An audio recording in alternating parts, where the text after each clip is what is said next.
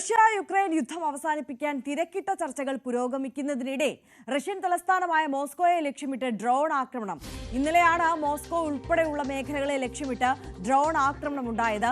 മോസ്കോയ്ക്ക് നേരെ തൊടുത്തുവിട്ട drone Russian വ്യോമ പ്രതിരോധ സംവിധാനം വെടിവെച്ചിട്ടെന്നും റഷ്യ അറിയിച്ചു. അതേസമയം രണ്ടാഴ്ചയ്ക്കുള്ളിൽ സമാധാനപരമായ പരിഹാരം ഉണ്ടാക്കിയില്ലെങ്കിൽ റഷ്യയ്ക്ക് ഉപരോധങ്ങൾ ഏർപ്പെടുത്തുമെന്ന് US പ്രസിഡന്റ് ഡൊണാൾഡ് ട്രംപ് ഭീഷണി മുഴക്കി. MG മിഥുൻ കൂടുതൽ വിവരങ്ങളുമായി ചേരുകയാണ്. മിഥുൻ, സമാധാന ചർച്ചകൾ തിരക്കിട്ട് പുരോഗമിക്കുന്നതിനിടയിൽ യുക്രൈന്റെ ഭാഗത്തു നിന്ന് ഒരു പ്രകോപനമാണോ? ആര്യ, കഴിഞ്ഞ ദിവസം രാത്രിയോടുകൂടിയാണ് ഇത്തരത്തിൽ റഷ്യയുടെ തലസ്ഥാനമായ മോസ്കോ ലക്ഷ്യമിട്ടുകൊണ്ട് ഡ്രോൺ ആക്രമണം ഉണ്ടായത്. 32 ഡ്രോണുകളാണ് ഇത്തരത്തിൽ ഉണ്ടായിരുന്നത്. ആ 32 എണ്ണവും വെടിവെച്ചിടാൻ റഷ്യയുടെ വ്യോമ പ്രതിരോധ സംവിധാനങ്ങൾക്ക് സാധിച്ചു എന്ന് പിന്നീട് റഷ്യൻ അധികൃതർ വ്യക്തമാക്കുകയും ചെയ്തിട്ടുണ്ട്. പക്ഷേ ഇക്കാര്യം അല്ലെങ്കിൽ ഈ ആക്രമണം നടത്തിയത് യുക്രൈനാണ് എന്നുള്ളൊരു സ്ഥിരീകരണത്തിലേക്ക് എത്തിയിട്ടില്ല എന്നുള്ളത് തന്നെയാണ്. ഇതുവരെയും വ്യക്തമായിട്ടില്ല ആരാണ് ഇത്തരത്തിൽ ആക്രമണം റഷ്യക്ക് നേരെ നടത്തിയത് എന്നുള്ളതിൽ ഒരു വ്യക്തത വരേണ്ടതുണ്ട്. അതുമായി ബന്ധപ്പെട്ടുള്ള പരിശോധനകൾ നടക്കുകയാണ്. പക്ഷേ യുക്രൈൻ സാധാരണഗതിയിൽ ഏതെങ്കിലും തരത്തിൽ റഷ്യക്ക് നേരെ ഇതിനു മുമ്പും ഡ്രോൺ ആക്രമണങ്ങൾ നടത്തിയിട്ടുണ്ട്. ആ സമയത്ത് തങ്ങളാണ് ഈ ആക്രമണം നടത്തിയതെന്ന് വ്യക്തമാക്കുകയും ചെയ്തിട്ടുണ്ടായിരുന്നു യുക്രൈൻ. പക്ഷേ നിലവിൽ ഈ ആക്രമണത്തിൽ തങ്ങൾ ഉത്തരവാദിയല്ല എന്ന നിലപാടിലാണ് യുക്രൈൻ ഉള്ളത്. അതേസമയം റഷ്യ ഒരു കടുത്ത ആരോപണം യുക്രൈന് മേൽ ആരോപിക്കുന്നില്ല. ഇതിൽ ആക്രമണം യുക്രൈൻ തന്നെ നടത്തിയതാണ് എന്നുള്ള ഒരു കടുത്ത ആരോപണത്തിലേക്കൊന്നും റഷ്യയും നീങ്ങുന്നില്ല എന്നുള്ളതാണ് ഏറ്റവും പ്രധാനപ്പെട്ട കാര്യം. ഈ യുദ്ധം അവസാനിപ്പിക്കുന്നതിന് വേണ്ടിയുള്ള ചർച്ചകൾ അത് അന്തിമഘട്ടത്തിലേക്ക് നീങ്ങുന്നതിനിടയിൽ കൂടെയാണ് ഇത്തരത്തിൽ ഉള്ള ആക്രമണങ്ങളുള്ളത്. അതേസമയം റഷ്യയുടെ ഭാഗത്ത് നിന്ന് വലിയ ആക്രമണം യുക്രൈൻ്റെ പല മേഖലകൾ കേന്ദ്രീകരിച്ചും ഇപ്പോഴും തുടരുകയാണ്. ഖർക്കീവ് അടക്കമുള്ള മേഖലയിൽ വീണ്ടും ഇത്തരത്തിൽ മിസൈലുകൾ വന്ന് പതിച്ചതായിട്ടുള്ള റിപ്പോർട്ടുകൾ പുറത്തു വരികയും ചെയ്തിട്ടുണ്ട്. നിരവധി പേർക്ക് പരിക്കേറ്റതായിട്ടുള്ള വിവരങ്ങൾ വരികയും ചെയ്യുന്നുണ്ട്. അതിനിടയിലാണ് ഇത്തരത്തിൽ മോസ്കോയെ ലക്ഷ്യമിട്ടുകൊണ്ട് ഡ്രോൺ ആക്രമണം ഉണ്ടാവുകയും ചെയ്ത് ഇതിൽ കടുത്ത ഭാഷയിൽ മറുപടി ഉണ്ടാകുമെന്നുള്ള കൂടിയില്ല. ആരാണ് ഇതിന് പിന്നിലെങ്കിൽ അവർക്ക് കടുത്ത ഭാഷയിൽ തന്നെ അതേ നാണയത്തിൽ തിരിച്ചടി നൽകുമെന്ന് കൂടി റഷ്യ വ്യക്തമാക്കുകയും ചെയ്യുന്നുണ്ട്. അതിനിടെ US പ്രസിഡന്റ് ഡൊണാൾഡ് ട്രംപ് പുതിയ ഒരു ഭീഷണിയുമായി രംഗത്ത് വരുന്ന സാഹചര്യമുണ്ട്. 2 ആഴ്ചയ്ക്കുള്ളിൽ ഈ യുദ്ധം അവസാനിപ്പിക്കുന്നതിന് വേണ്ടിയുള്ള നടപടികളിലേക്ക് കടക്കണം. ഇതുവരെയും ഈ പുടിനുമായി ട്രംപ് കൂടിക്കാഴ്ച നടത്തിയിരുന്നു. അതിനുശേഷം സെലൻസ്കിയുമായി കൂടിക്കാഴ്ച നടത്തിയിരുന്നു. പക്ഷേ ഈ കൂടിക്കാഴ്ചകൾ നടന്നതല്ലാതെ അതിൻ്റെ ഒരു രണ്ടാം ഘട്ടത്തിലേക്കോ അല്ലെങ്കിൽ യുദ്ധം അവസാനിപ്പിക്കുന്ന ഏതെങ്കിലും തരത്തിലുള്ള ഒരു കാര്യത്തിലേക്ക് ഇതുവരെയും എത്താൻ സാധിച്ചിട്ടില്ല എന്നുള്ളതാണ് ഏറ്റവും പ്രധാനപ്പെട്ട കാര്യം. അതുകൊണ്ട് തന്നെ 2 ആഴ്ചയ്ക്കുള്ളിൽ റഷ്യ ഇതിന് ഈ രീതിയിലേക്ക് വന്നില്ല എങ്കിൽ കടുത്ത നടപടികളിലേക്ക് പോകും. അതൊരു പക്ഷേ പുടിൻ കൂടിക്കാഴ്ചയെ കുറിച്ചൊക്കെ ഈ ഡൊണാൾഡ് ട്രംപുമായുള്ള ഇരു നേതാക്കളുടെയും കൂടിക്കാഴ്ചയ്ക്ക് ശേഷം അത്തരത്തിലൊരു കൂടിക്കാഴ്ചയിലേക്കൊക്കെ എത്തും എന്നുള്ള ചില വാർത്തകളും റിപ്പോർട്ടുകളും ഒക്കെ പുറത്തു വന്ന ഒരു സാഹചര്യം ഉണ്ടായിരുന്നു. അതിനുശേഷം പലതരത്തിലുള്ള ചർച്ചകൾ അന്തർധാരയിൽ നടക്കുകയും ചെയ്യുന്നുണ്ടായിരുന്നു. അതിൻ്റെയൊക്കെ ഒരു റിസൾട്ട് എന്താണ്? ഇപ്പോൾ എങ്ങനെയാണ് ആ ചർച്ച പുരോഗമിക്കുന്നത്?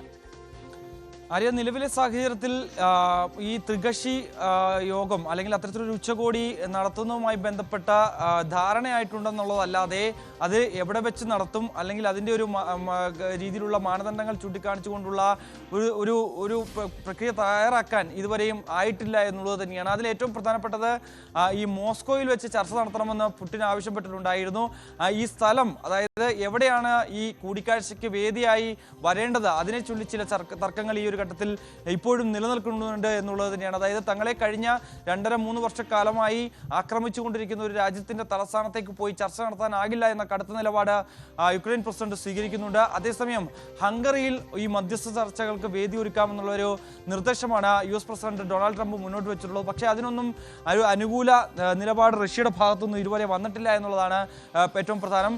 മറ്റൊന്ന്, യുക്രൈൻ ഇതിൽ ഒരു അനുകൂല നിലപാട് സ്വീകരിച്ചിട്ടുണ്ട്. ഈ യുദ്ധം അവസാനിപ്പിക്കുന്നതിന് വേണ്ടിയുള്ള ചർച്ചകൾ അത് US പ്രസിഡന്റുമായി നടത്തുന്നത് തങ്ങൾ മാത്രമാണ്. പക്ഷേ ഇക്കാര്യത്തിൽ അവസാനിപ്പിക്കാൻ താല്പര്യമില്ലാത്ത മട്ടിലാണ് റഷ്യ മുന്നോട്ട് പോകുന്നത് എന്നുള്ളൊരു ആരോപണമാണ് പ്രധാനമായും യുക്രൈൻ നടത്തുന്നത്. എന്തായാലും ഈ 2 ആഴ്ചയ്ക്കുള്ളിൽ റഷ്യ ഈ നിലപാടിലേക്ക് വന്നില്ല എങ്കിൽ കനത്ത തീരുവ അടക്കം ഏർപ്പെടുത്തുന്നതും ഒപ്പം തന്നെ അല്ലെങ്കിൽ കൂടുതൽ ഉപരോധങ്ങൾ ഏർപ്പെടുത്തുക എന്നടക്കമുള്ള കടുത്ത നടപടികളിലേക്ക് കടക്കുമെന്നുള്ളൊരു ഭീഷണിയാണ് ഇപ്പോൾ ട്രംപിന്റെ ഭാഗത്തുനിന്ന് വന്നിരിക്കുന്നത്. അതേസമയം ഇനി 3 ദിവസം കൂടി മാത്രമേ ബാക്കിയുള്ളൂ അമേരിക്ക ഇന്ത്യക്ക് എതിരെ ചുമത്തിയിട്ടുള്ള അധിക തീരുവ ചുങ്കം പ്രാബല്യത്തിൽ വരാൻ ഓഗസ്റ്റ് 27-നാണ് അത് പ്രാബല്യത്തിൽ വരാൻ പോവുകയും ചെയ്യുന്നത്. അങ്ങനെയെങ്കിൽ 50% തുക അല്ലെങ്കിൽ 50% തീരുവ ഇന്ത്യ അധികമായി അടക്കേണ്ടി വരികയും ചെയ്യും. ഈ ഒരു സാഹചര്യത്തിൽ കഴിഞ്ഞ ദിവസം വിദേശകാര്യ മന്ത്രാലയം നിലപാട് വ്യക്തമാക്കിയിരുന്നു.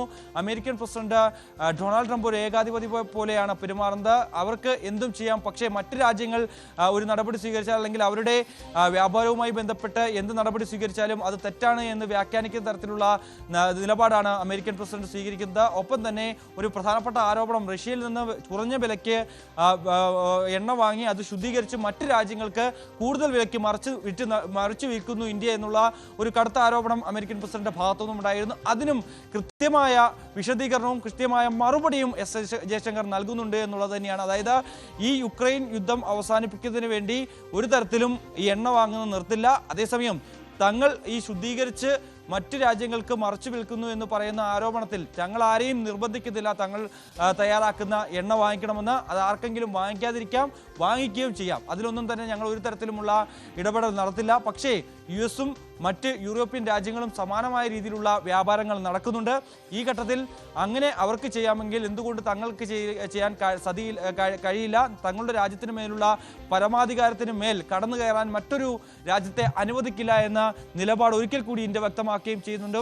ഏറ്റവും ഒടുവിൽ പറഞ്ഞു വെച്ചത് ഈ US-ഉമായി ബന്ധപ്പെട്ടുള്ള വ്യാപാര കരാറുമായി ബന്ധപ്പെട്ടുള്ള ചർച്ചകൾ തന്നെയാണ്. അത് അന്തിമഘട്ടത്തിലേക്ക് നീങ്ങുന്നു എന്നുകൂടി അദ്ദേഹം പറയുന്നു. പക്ഷേ ഈ കാർഷികവുമായി ബന്ധപ്പെട്ടുള്ള ചില കാര്യങ്ങളിലാണ് അതിൽ നയതന്ത്രപരമായിട്ടുള്ള അല്ലെങ്കിൽ കൃത്യമായിട്ടുള്ള ഇടപെടൽ നടത്തി അതിലൊരു കരട് രേഖ തയ്യാറാക്കിയതിനു ശേഷം മാത്രമേ, അതിലൊരു കൃത്യമായ പദ്ധതി രൂപീകരിച്ചതിന് ശേഷമേ ഈ ഒരു അന്തിമ ധാരണയിലേക്ക് എത്തൂ എന്നുള്ളത് തന്നെയാണ്. അതേസമയം US പ്രതിനിധി സംഘം എത്തുമെന്നുള്ള വാർത്തകൾ ഉണ്ടായിരുന്നു. അത് സംബന്ധിച്ചും ഇപ്പോൾ അനിശ്ചിതത്വം തുടരുകയാണ്. എന്തായാലും റഷ്യ യുക്രൈൻ യുദ്ധവുമായി ബന്ധപ്പെട്ട ഇന്ത്യയും ഒരു തരത്തിൽ വലിയ പ്രതിരോധത്തിലുണ്ട് എന്നുള്ളത് തന്നെയാണ്.